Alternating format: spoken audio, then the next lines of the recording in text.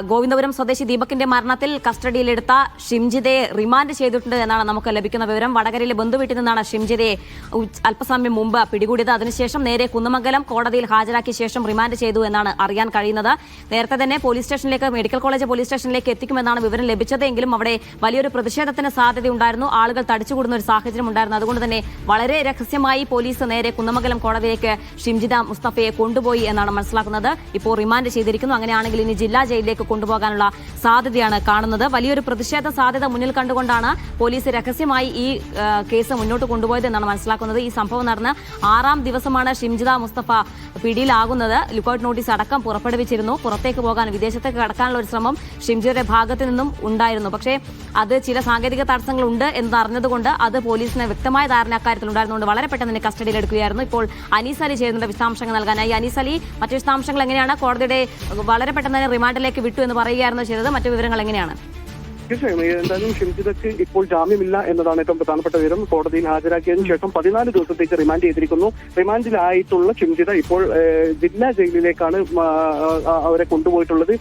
ഏതായാലും ഷിംജിത നമ്മോട് പ്രതികരിക്കാൻ, അതായത് മുഖം മാസ്ക് കൊണ്ട് മറച്ച് വളരെ വേഗത്തിൽ കോടതിയിലേക്ക് കയറി പോവുകയും അതിനുശേഷം തന്നെ പോലീസിന്റെ വാഹനത്തിലേക്കാണെങ്കിലും വളരെ വേഗത്തിൽ കയറി പോവുകയുമാണ് ചെയ്തത്. നമ്മൾ ആ സമയത്ത് എന്തെങ്കിലും പറയാനുണ്ടോ എന്ന് ചോദിച്ചിരുന്നെങ്കിൽ പോലും അതിന് മുഖം കൊടുത്തിരുന്നില്ല. എന്തായാലും കോടതിയിൽ നിന്ന് അവർക്ക് അനുകൂലമായ ഒരു സമീപനം ഉണ്ടായിട്ടില്ല. ദീപകിന്റെ മരണത്തിൽ ഉത്തരവാദി എന്ന തരത്തിൽ തന്നെയാണ് ദീപകിന്റെ കുടുംബവും കടുത്ത പ്രയാസത്തിൽ തന്നെയായിരുന്നു അവർ പറഞ്ഞിരുന്നത്. കടുത്ത ശിക്ഷ ലഭിക്കണം, ഷിംജിത ഈ മകന്റെ മരണത്തിൽ ഉത്തരവാദിയായിട്ടുള്ള ആൾക്ക് കടുത്ത ശിക്ഷ നൽകണം, മാതൃകാപരമായ നടപടി ഉണ്ടാകണം എന്നായിരുന്നു കുടുംബവും ആവശ്യപ്പെട്ടിരുന്നത്. എന്തായാലും ഇപ്പോൾ കോടതിയിൽ 2 മണിയോടുകൂടി കസ്റ്റഡിയിലെടുത്ത് വടകര ബന്ധുവീട്ടിൽ നിന്ന് ഷിംജിതയെ കസ്റ്റഡിയിലെടുത്ത് 2 മണിക്ക് ശേഷം ഇപ്പോൾ കോടതിയിൽ ഇപ്പോഴാണ് ഹാജരാക്കിയത്. ഇതിനിടയിൽ കൊയിലാണ്ടി ജില്ലാ ആശുപത്രിയിൽ അവരെ വൈദ്യപരിശോധനയ്ക്ക് ഹാജരാക്കിയിരുന്നു. അതിനുശേഷം ഇപ്പോൾ ജഡ്ജി ഇവിടെ കോടതിയിൽ ഹാജരാക്കി. പക്ഷേ ഇവിടെ നിന്ന് ജാമ്യം ലഭിച്ചിട്ടില്ല. ഇപ്പോൾ 14 ദിവസത്തേക്ക് റിമാൻഡ് ചെയ്ത ഷിംജിതയെ ഇപ്പോൾ ജില്ലാ ജയിലിലേക്ക് മാറ്റിയിരിക്കുകയാണ്. അനീസ് അലി, ഇനി ഈ കേസിൽ നിർണായകമായ കാര്യങ്ങൾ എന്ന് പറഞ്ഞാൽ പ്രധാനമായും ഷിംജിതയുടെ ഫോൺ അടക്കം അന്വേഷണ സംഘം കസ്റ്റഡിയിൽ എടുത്തിട്ടുണ്ടാകും. ഈ പറയുന്ന പുറത്തു വന്ന, അല്ലെങ്കിൽ നമ്മളടക്കം കണ്ട വീഡിയോയിലുള്ളത് പോലെ ആയിരിക്കില്ല. അതിൽ കൂടുതൽ മറ്റെന്തെങ്കിലും ഉണ്ടോ, അല്ലെങ്കിൽ ഏതെങ്കിലും ചില ഭാഗങ്ങൾ മാത്രം കട്ട് ചെയ്താണോ ഇവർ പുറത്തുവിടാൻ? അങ്ങനെ നിരവധി കാര്യങ്ങൾ ഇനി ഈ വിഷയത്തിൽ പുറത്തു വരാനുണ്ട്. നിരവധി സംശയങ്ങൾ നമുക്കടക്കം ഉണ്ട്. അത്തരത്തിലുള്ള ഇനി അന്വേഷണം എങ്ങനെയായിരിക്കും? തീർച്ചയായും ഇനിയിപ്പോൾ അത്തരം നടപടി, അതായത് 14 ദിവസം റിമാൻഡ് എന്നത് തന്നെയാണ് ആദ്യം നടക്കാനുള്ളത്. 14 ദിവസത്തിന് ശേഷം മാത്രമേ ഇനി അവർക്ക് ജാമ്യം അത്തരം കാര്യങ്ങളിലേക്ക് കടക്കാൻ കഴിയുകയുള്ളൂ. ഏതായാലും ഷിംജിതയുടെ ഭാഗത്ത് നിന്ന് അവരെങ്ങനെ ചിന്തിക്കുന്നു, അവരെന്താണ് പറയുന്നത് എന്നത് സംബന്ധിച്ച പ്രതികരണങ്ങളൊന്നും പുറത്തു വന്നിട്ടില്ല. ഇപ്പോൾ അഭിഭാഷകൻ പറയുന്നത് അവർ കോടതിയിൽ ഹാജരാക്കി അവരെ അതിനുവേണ്ടി ജഡ്ജിയോട് കാര്യങ്ങൾ വിശദീകരിക്കാൻ ശ്രമിച്ചിരുന്നു. പക്ഷേ എങ്കിൽ പോലും ജാമ്യം ലഭിച്ചിട്ടില്ല എന്നാണ് അറിയിച്ചത്. 14 ദിവസത്തേക്ക് കോടതി റിമാൻഡ് ചെയ്തു.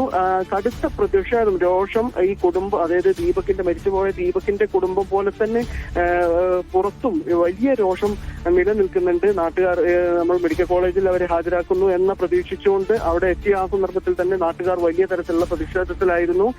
കടുത്ത രോഷം സോഷ്യൽ മീഡിയയിലും നമുക്കത് കാണാൻ കഴിയുന്നുണ്ട്. എന്തായാലും സ്വന്തം താല്പര്യങ്ങൾക്ക് വേണ്ടി, സ്വകാര്യ താല്പര്യത്തിന് വേണ്ടി ഒരു മനുഷ്യനെ ജീവൻ ബലിയാടാക്കി എന്ന തരത്തിലുള്ള വിമർശനങ്ങളാണ് സോഷ്യൽ മീഡിയയിൽ ഏറ്റവും കൂടുതൽ നിലനിൽക്കുന്നത്.